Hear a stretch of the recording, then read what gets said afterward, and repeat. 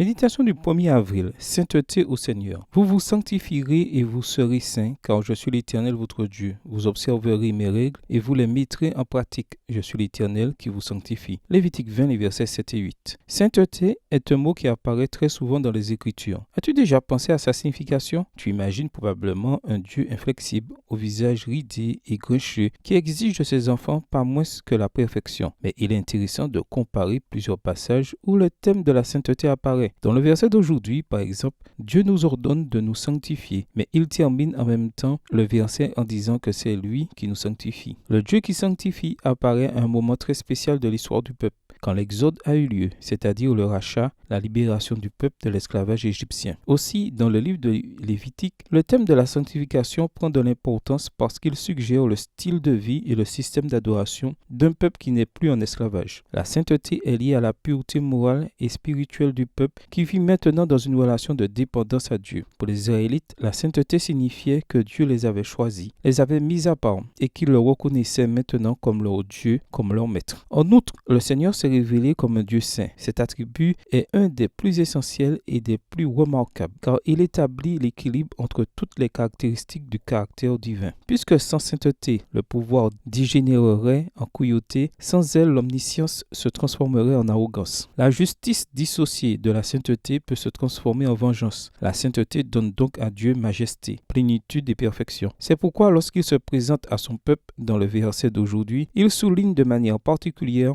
la caractéristique qu'il enseigne aux êtres humains, ainsi que comment s'approcher de lui et marcher de façon acceptable devant lui. Le Dieu qui sanctifie est l'expression claire du dessein divin de choisir un peuple exclusivement pour lui, séparé de tout ce qui est mauvais et de toute corruption. L'autre élément qui ressort de ce passage est qu'il nous est impossible de produire la sainteté par nous-mêmes. Nous avons été mis à part et rachetés par le sang de Jésus-Christ. Nous devons donc mener des vies saintes qui rendent grâce à Dieu. Voir 1 Pierre 1, les versets 13 à 25. Aujourd'hui, Dieu te dit, vis différemment parce que je t'ai fait différent. Je sais ce que tu es, un enfant choisi et saint pour moi. Bonne journée à toi et que le Seigneur te bénisse.